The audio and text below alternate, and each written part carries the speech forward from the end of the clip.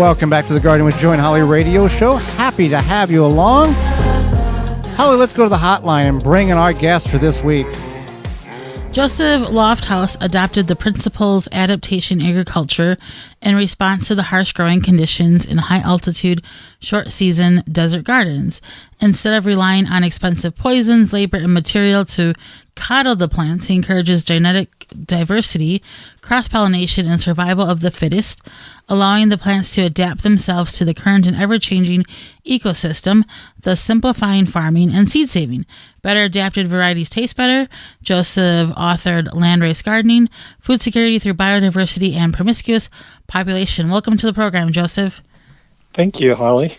Well, Joseph, I want to thank you for taking time not only to educate Holly and myself, but all of our listeners. And I want to start with this. Many people do not understand what genetic diversity is, and some people may think that is a bad thing. Can you explain what that means, what that term means? Sure. I might explain it as genetic diversity represents a crop's ability to change with the ecosystem. So if a new bug comes along or a new disease, if the population has genetic diversity, then it can figure out how to deal with that new problem that it's experiencing. So, go ahead. Oh, so like modern crops are highly inbred, and we talk about the heirlooms, and they were a great variety like 50 years ago on a farm in Ohio. But then when they come out to my place and there's totally different conditions, they don't grow for me. And they've been inbred for 50 years. And so they've forgotten all of that, what they knew about dealing with the bugs over there in the soil. And so it's really difficult. And then the hybrids, if you take two of those heirlooms and cross them together, you get a hybrid. And when they came to my place, again, they didn't have what they needed because the hybrids were bred with the idea of we're going to use poisons and coddle the plants. And that's not something I want to do in my garden. Absolutely. So can you explain to us what landrace gardening is? Yeah, so landrace gardening advocates a return to traditional seed-keeping practices and to minimizing labor and materials so that the plants can become locally adapted. And when they're locally adapted, then they can really thrive with less inputs, and it just makes my life easier as a farmer. So when we talk about, and I'm going to go back to genetic diversity, when we talk about that in the grand scheme of it, so if the plants are genetically diversified and you save them, does that mean that you can basically give them away, sell them, whatever, to pretty much any gardener, and they are going to be much stronger in a different geographical area than what you were speaking about, the hybrids or the heirlooms?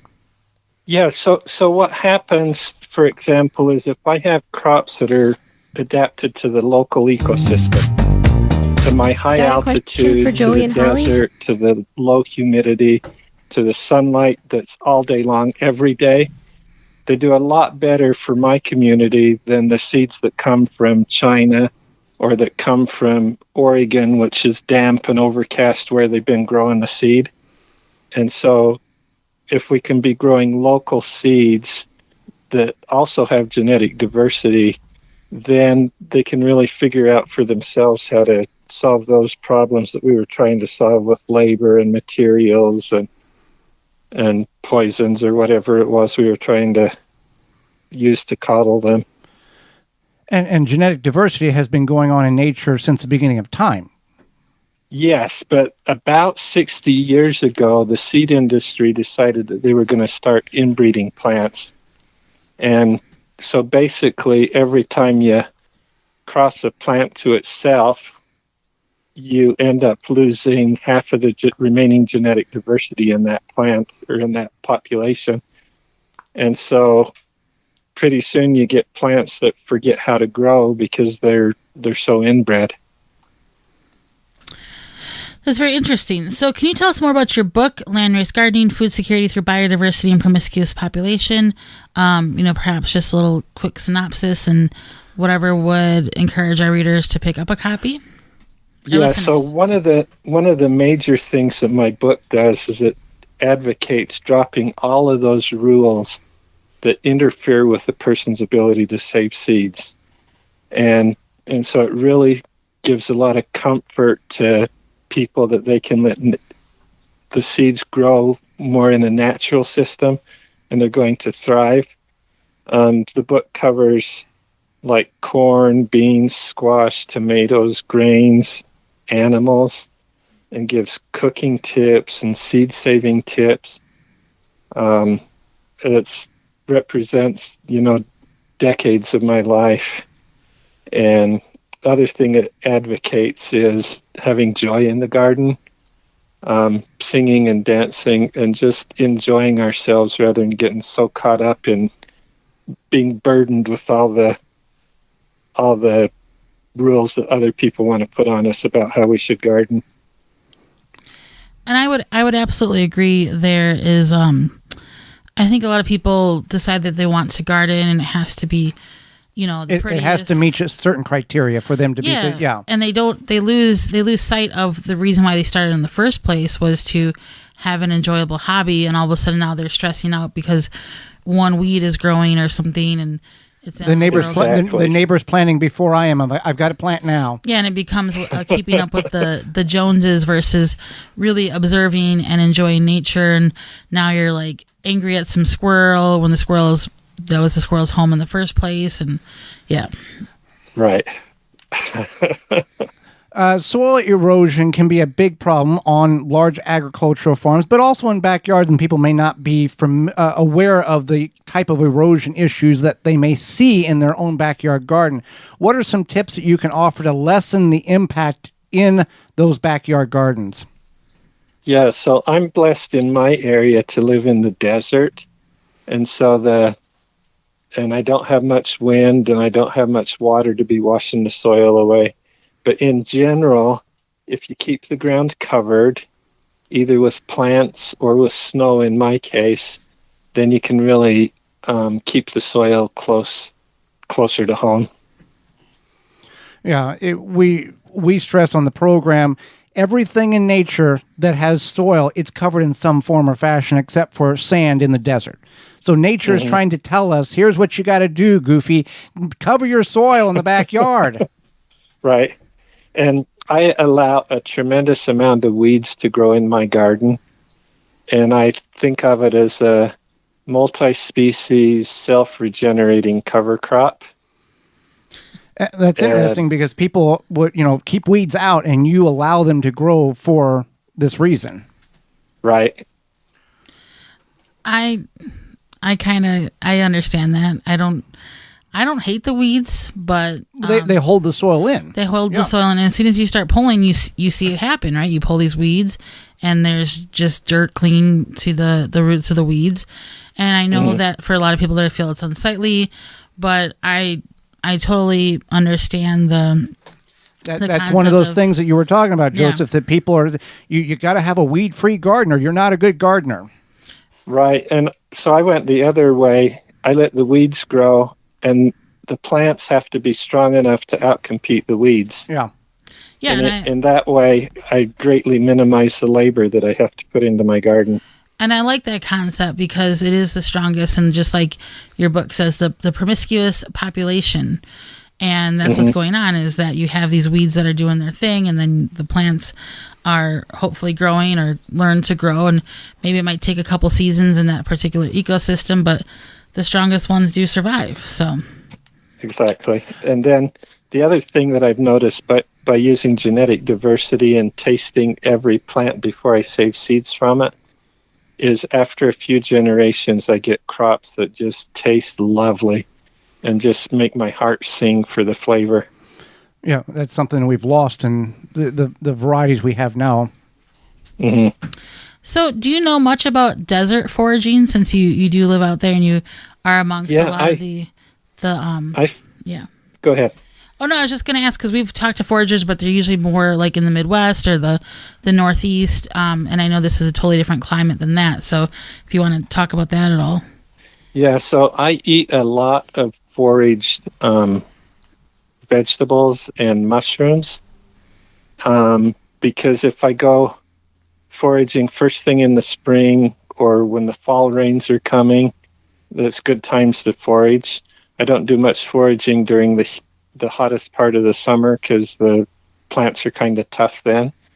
But like I eat oyster mushrooms and morels, and I eat a lot of weeds out of my garden, like wild lettuce and purslane and lamb's quarters and amaranth that are just delightful vegetables, and they take care of themselves. I don't ever have to plant them. And right now I'm eating like the desert parsley and the glacier lilies and the violets are really good right now. Well, what was gardening and plants something you had always been interested in growing up, or was there an aha moment somewhere in your life where you were exposed to this and then that love developed? So I grew up on a 6th-generation family farm, and we fed ourselves off of the farm, and so it was something that I always did. But then I took a career as a chemist and moved to the big city, and I was working to develop pesticides, and they were just nasty, evil things. And I had a mental health breakdown over it and decided to return to farming about 20 years ago or something. And because that was the farthest thing away from that other life that I could imagine. And I'm much happier being a farmer than I was being a chemist. Certainly being outdoors is one, and not being affected by the chemicals is another aspect of the joy that you're experiencing. Right.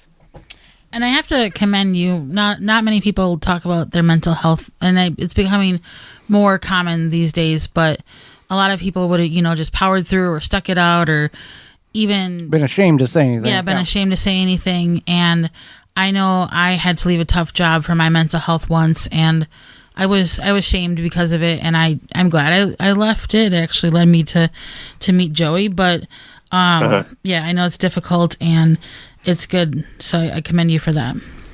Oh, thank you. Well, partly I'm becoming a little bit of celebrity right now because I wrote my book, and people are wanting to know the story, and it's like, okay, I can own this, and and just it is what it is. I wouldn't have written the book without having went through that crisis.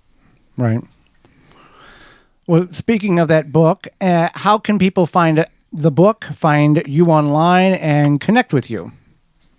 So the book is widely available, like including Amazon, Barnes & Noble, Lulu. And you can contact me or get my book or subscribe to my newsletter at lofthouse.com, Lofthouse. And I spend a lot of my online time at the goingtoseed.org, where I have a course about adaptation agriculture. There's an online community and seed share there. People can get my seeds from Experimental Farm Network, Going to Seed, or the Buffalo Seed Company. Well, Joseph, and I should mention Giving Ground Seeds as well. All right.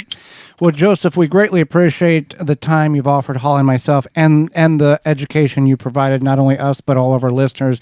We greatly appreciate that and wish you the best in your journey. Thank you, Joey and Holly. Absolutely. Goodbye.